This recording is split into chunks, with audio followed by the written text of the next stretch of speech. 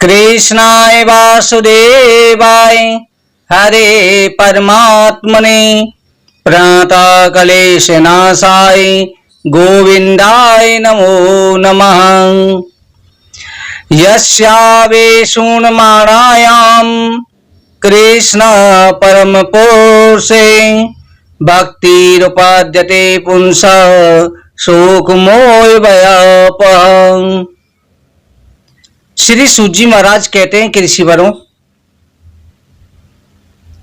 जिन भगवान के दर्शन करने मात्र से, जिनकी कथा श्रवण करने मात्र से मनुष्यों की भक्ति होती है, शोक मोह भय आदि निवृत्त हो जाते हैं। व्यास जी के पुत्र सुखदेव जी, जिनके द्वारा भागवत कथा का प्रचार किया, ऐसे व्यास जी महाराज, सुखदेव जी महाराज भगवान श्री कृष्ण परम आराध्य श्री राधा रानी को नमस्कार करते हैं। श्री सूत जी कहते हैं कि हे राजन, हे ऋषिवरों, अब हम राजा परीक्षित के जन्म कर्म और उनकी मुक्ति, पांडवों के महाप्रस्थान का वर्णन करेंगे।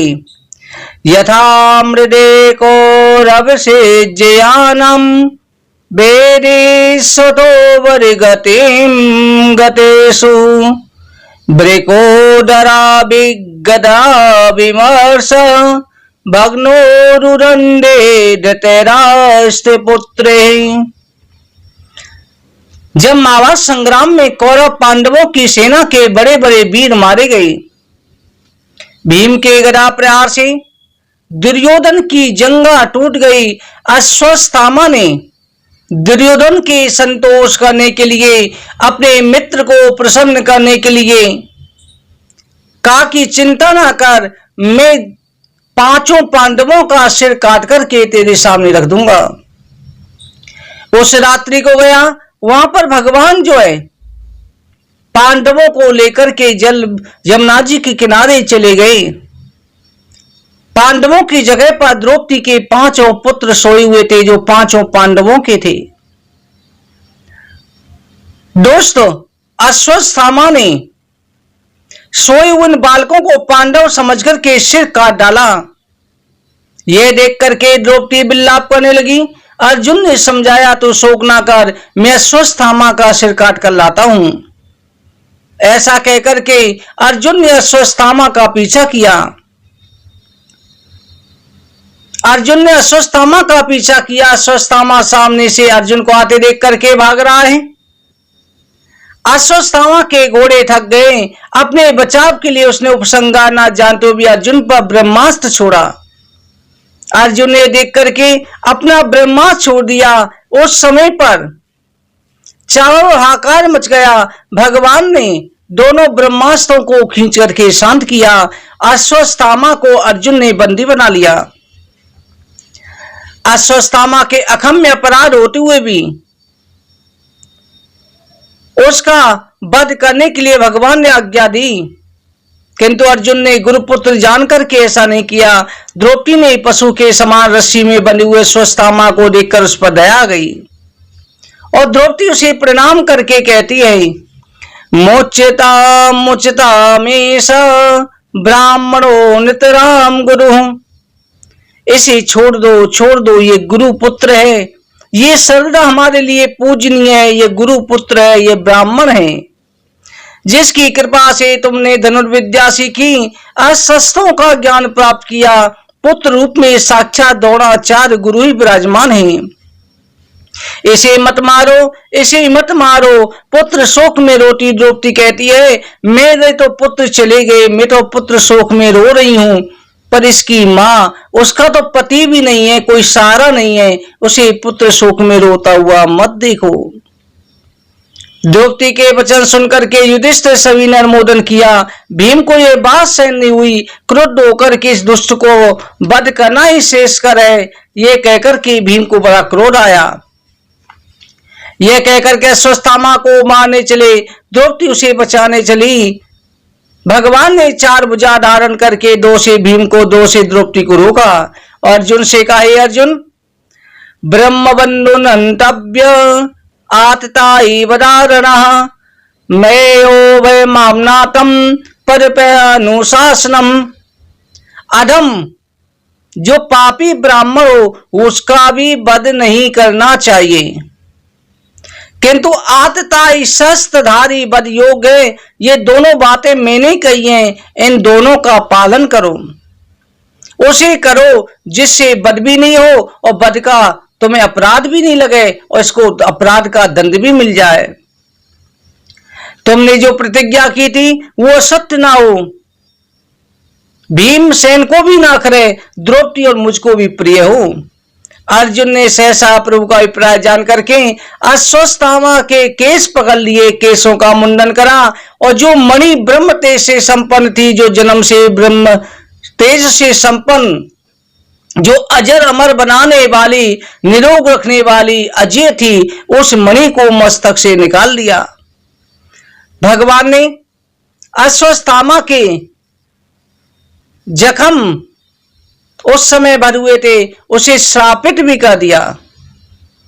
विप्रम द्विगुणादानम स्नात्र परम तथा एसम ब्रह्म बंधु नाम बतोहा नष्टदे कहा। मुंडन करके छीन लेना, धन छीन लेना, स्थान से निकाल देना, अधम ब्राह्मणों का वध कहा गया है। जो पापी हैं, धर्म से भ्रष्ट हो चुके हैं, उनको दंड देना चाहिए। इधर जो है पांडव मृत बंधुओं को जल देने चले गए। इधर अश्वत्थामा ने देखा कि इन्होंने मेरा अपमान किया है, मेरा मणि भी छीन ली। अश्वत्थामा ने ब्रह्मास्त्र उत्तरा के गर्भ पर चला दिया कि मैं पांडवों का वंश ही नहीं छोड़ूंगा। ब्रह्मास्त्र जो उत्तरा के गर्भ की तरफ चला, उत्तरा भयभीत होकर के आई, हे केशव मेरी रक्षा करो, रक्षा करो, रक्षा करो। यह अश्वत्थामा का भेजा हुआ ब्रह्मास्त्र जो है मुझे मेरी संतान को वशम करेगा, पर मैं चाहती हूं कि मेरा चाहे कुछ भी हो जाए पर मेरा गर्भ नष्ट नहीं हो। ये पांडवों का वंश है। भगवान ने चतुर्भुज रूप धारण करके गर्भ के अंदर प्रवेश किया, उस गर्भ की रक्षा करी। भगवान के द्वारा रक्षित होने से इसका नाम परीक्षित हुआ था। इधर भगवान ने श्राप दे दिया कि अरे अश्वत्थामा, तेरा ये जख्म कभी भी ठीक नहीं होगा, हमेशा तेरे मस्तक से कोढ़ टपकता रहेगा।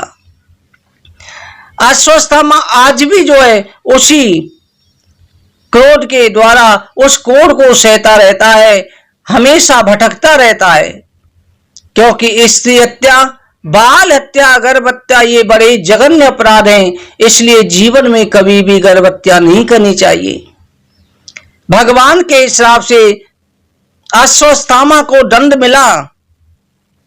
इधर जो है भगवान द्वारा जाने को उद्यत हुए, उसी समय पर कुंती बुआ आ जाती हैं और भगवान के सामने हाथ जोड़ करके कहती हैं, बेसान में महामने पुरुषादि दर्शनात् तास सवाया बनवास कच्छत मृदे मृदेने के मारथस्रो द्रोण सतश्च हरि विरक्षितः विपद संतु नासा सत्वम तत्र जगद्गुरो भवितो दर्शनम स्यादा पुनर्भव दर्शनम। हे प्रभु, जब हम पर दुख था तब आपने हर प्रकार से हमारी रक्षा करी। विश्व से, लाखा भवन से, हिडम्ब राक्षस से, दूत सभा में द्रौपदी की हर समय रक्षा करी। अश्वत्थामा के ब्रह्मास्त्र से हमें बचाया, हमारे वंश की रक्षा करी। और जब हमें सुख प्राप्त हुआ है तब आप जा रहे हो, मैं आपसे वरदान मांगती हूँ। भगवान ने कहा, बुआ तुम्हें क्या वरदान चाहिए? तो समय कुंती ने कहा, प्रभु सारे संसार के दुख मेरी झोली में डाल दो, क्योंकि जब सुख था तब आप नहीं थे, जब दुख है तब आप रहते हैं, इसलिए मुझे ऐसे सुख की आवश्यकता नहीं। भगवान ने जैसे ये वचन सुने, भगवान मुस्कुराने लगे, बुआ मैं हर समय पर तुम्हारे साथ रहता हूं। बुआ के प्रेम के कारण भगवान कुछ दिनों तक फिर वहीं पर रुक गए। पांडवों के साथ रुक करके पांडवों को ज्ञान का उपदेश देने लगे।